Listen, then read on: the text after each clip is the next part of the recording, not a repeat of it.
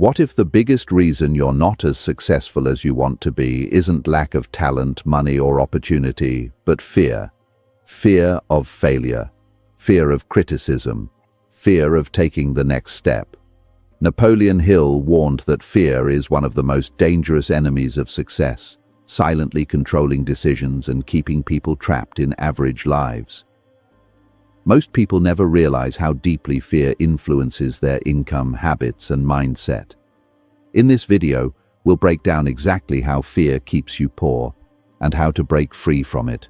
Watch until the end, because the final lesson could completely change how you approach your future. 1. Fear is the invisible prison. Napoleon Hill often spoke of fear as the greatest of all human enemies because of its insidious, silent nature. Unlike a physical barrier that we can touch and dismantle, fear operates within the subconscious mind, building a fortress of doubt that we often mistake for our own rational judgment. It doesn't shout its presence with alarms or warnings. Instead, it whispers suggestions that feel like common sense. It tells you that the risk is too high, that the current situation is good enough, or that you lack the necessary pedigree to succeed. This invisible prison is constructed brick by brick through years of societal conditioning and negative self-talk, eventually creating a perimeter around your potential that you are hesitant to cross. Because the walls are invisible, many people spend their entire lives within them without ever realizing they are confined, believing instead that their limited life is simply the result of external circumstances or bad luck. The primary mechanism of this mental prison is the preservation of the comfort zone. Hill explained that the human mind is naturally programmed for survival, which often manifests as a desire to avoid any perceived threat or change. Fear hijacks this survival instinct, convincing you that growth is dangerous and that safety lies in stagnation. When you settle for a life that is less than what you are capable of achieving, you are essentially paying rent to remain in this invisible prison. This mindset doesn't just halt your progress, it actively erodes your existing talents. Ambition requires oxygen in the form of action and risk. When fear dominates, it suffocates that ambition, leaving you with a sense of quiet desperation. You begin to protect your limitations as if they were prized possessions, making excuses for why you cannot pursue a dream or why a certain opportunity wasn't meant for you anyway. Breaking out of this prison requires a radical shift in awareness. You must first recognize that the bars are made of thought patterns rather than reality. Hill's philosophy suggests that the moment you identify a fear and confront it with logic, the invisible walls begin to thin. If you allow fear to dictate your schedule, your career path, or your relationships, you are effectively handing the keys of your life over to a phantom. This mental confinement steals the most precious resource a human has, the creative faculty. A mind preoccupied with, what if it goes wrong, has no bandwidth to imagine how it can go right. Creativity and fear cannot occupy the same space simultaneously.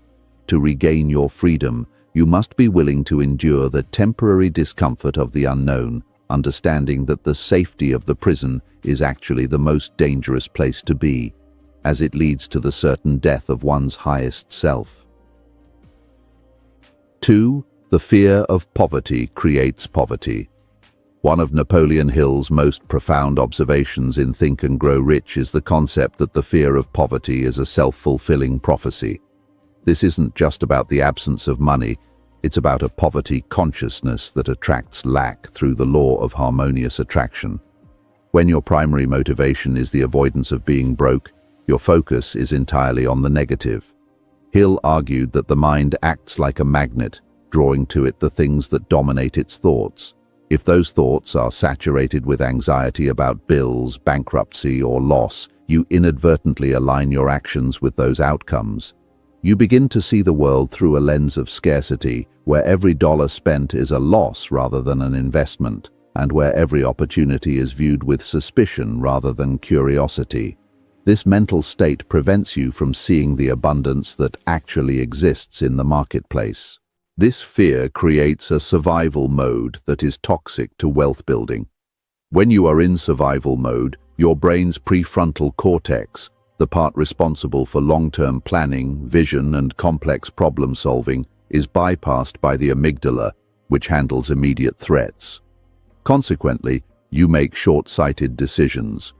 You might stay in a dead-end job for decades because of the security of a paycheck, failing to see that the lack of growth is actually the greatest risk to your long-term financial health. You choose the path of least resistance and the smallest possible goals because you are terrified of losing what little you have. Hill taught that wealth is built on the foundation of bold dreams and calculated risks, both of which are impossible to pursue when your hands are trembling with the fear of poverty. Furthermore, the fear of poverty alters how others perceive you. In the world of business and finance, confidence is a currency. When you move through the world with a mindset of lack, you broadcast an energy of desperation. Potential partners, employers, and clients can sense this hesitation, and it often drives them away. Success gravitates toward those who possess a money consciousness, a mindset that expects and prepares for prosperity. To transition from fear to wealth, one must deliberately cultivate an attitude of abundance even before the physical riches arrive. You must stop protecting your smallness and start investing in your greatness. As Hill noted, the transition from poverty to riches often begins with a simple change in the quality of one's thoughts, replacing the frantic energy of not having with the disciplined focus of becoming. 3. Fear of criticism kills potential. Hill identified the fear of criticism as one of the most paralyzing forces in human nature because it strikes at our fundamental need for social belonging. For most people, the thought of being laughed at, judged, or rejected by their peers is more terrifying than financial loss. This fear often begins in childhood, where we are taught to conform and fit in. By the time we reach adulthood, we have become so sensitized to the opinions of others that we subconsciously filter every idea and ambition through the lens of social approval. Hill noted that this fear kills more dreams than actual failure ever could. It stops the aspiring entrepreneur from launching their product, the artist from sharing their work, and the leader from taking a controversial but necessary stand. It creates a world of echoes rather than voices, where everyone is too afraid to stand out. The tragedy of the fear of criticism is that it grants power to people who have no stake in your success. Most critics are individuals who have already given up on their own dreams. Seeing someone else pursue greatness reminds them of what they have failed to do. When you allow their potential judgment to dictate your actions, you are essentially letting the least courageous people in society set the boundaries for your life. Hill emphasized that every person who has ever achieved anything of significance, from Henry Ford to Thomas Edison, was subjected to ridicule and skepticism. Criticism is, in many ways, the tax that every innovator must pay to enter the realm of greatness. If you are not being criticized, it likely means you aren't doing anything remarkable enough to be noticed. To overcome this fear, one must develop a thick skin and a deep sense of internal validation. Growth requires the courage to be misunderstood for a period of time. You have to realize that most people are so preoccupied with their own fears and insecurities that they aren't thinking about you nearly as much as you imagine. And even if they are, their opinions do not change your intrinsic value or the validity of your goals. Hill suggested that the best way to neutralize the fear of criticism is to have a definiteness of purpose so strong that external noise becomes irrelevant. When you are truly committed to a mission, the whispers of the crowd become a background hum rather than a barrier. You begin to see criticism not as a sign to stop, but as a signal that you are finally moving fast enough to create a wake. 4. Fear replaces action with excuses. Fear is a master of disguise, and its favorite costume is that of rational logic. Napoleon Hill pointed out that very few people admit they are afraid, Instead, they claim they are being cautious, realistic, or prudent. This is the birth of the excuse. Fear generates a million reasons why today is not the day to start. The economy is unstable, you need more certifications, the timing is off, or you need to wait for a sign. These justifications are nothing more than sophisticated stalling tactics designed to protect the ego from the possibility of failure. Hill warned that these excuses act like a slow-acting poison on momentum. Success requires a high degree of decisiveness and a willingness to act on incomplete information, but fear demands total certainty, a state that never actually exists in the real world. The longer a person waits to take action, the more time fear has to gather evidence for why the action shouldn't be taken. Hill observed that procrastination is the direct offspring of fear. When you delay a task, your mind begins to inflate the difficulty and the potential negative consequences of that task. What started as a simple phone call or a business plan becomes a mountain of perceived obstacles. This creates a cycle of paralysis where the lack of action breeds more fear, and more fear breeds more excuses. Wealth and success are the rewards for those who can maintain momentum despite their doubts. In Hill's view, the person who hesitates is lost, not because they lack ability, but because they allow the window of opportunity to close while they are busy debating their own excuses. Breaking this cycle requires what Hill called the habit of doing more than paid for, and the discipline of immediate execution. You must learn to recognize an excuse the moment it forms in your mind and label it for what it is. Fear. When you hear yourself saying, "I'll start when," you must counter it with, "I will start now with what I have."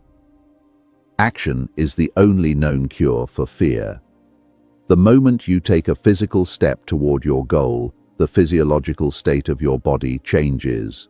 You move from a passive state of worry to an active state of problem solving. Success doesn't go to the person with the most logical excuses.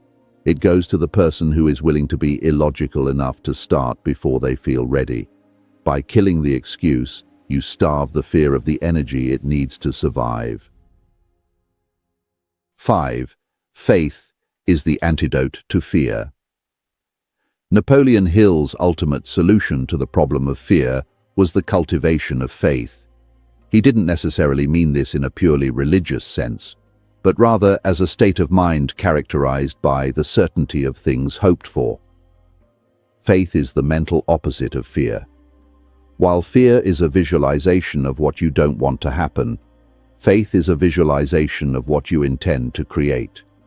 Hill taught that the subconscious mind cannot distinguish between a thought based on fear and a thought based on faith. It simply acts upon the dominant vibration it receives. Therefore, to eliminate fear, you don't fight it directly. You displace it with a stronger, more positive emotion. By saturating your mind with the image of your success and the belief in your ability to figure things out, you leave no room for fear to take root. Faith provides the emotional stamina required to endure the inevitable setbacks on the road to success.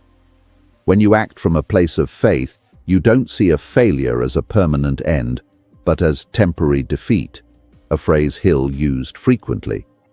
This perspective shift is crucial because it allows you to keep your momentum when things go wrong. Fear looks at a mistake and says, "I told you so." Faith looks at the same mistake and says, "What is the lesson here?" This proactive mindset rewires your brain for resilience. Over time, as you repeatedly act despite your fears and see positive results, your self-confidence grows into an unshakable force. You begin to realize that you are not a victim of circumstances, but a creator of them. Your belief in your major definite purpose becomes a shield that deflects doubt and criticism. Every bold action you take is an investment in your faith. Hill emphasized that faith is a muscle that must be exercised through daily practice. This involves autosuggestion, visualization, and, most importantly, physical action. You cannot think your way into faith, you must act your way into it. When you walk toward the thing you fear, the fear shrinks, and the faith expands. This transformation changes your entire biological and psychological makeup, moving you from a state of contraction and defense to a state of expansion and abundance. In the end, the path to wealth and personal mastery is paved with acts of faith that were performed while fear was still whispering in the background.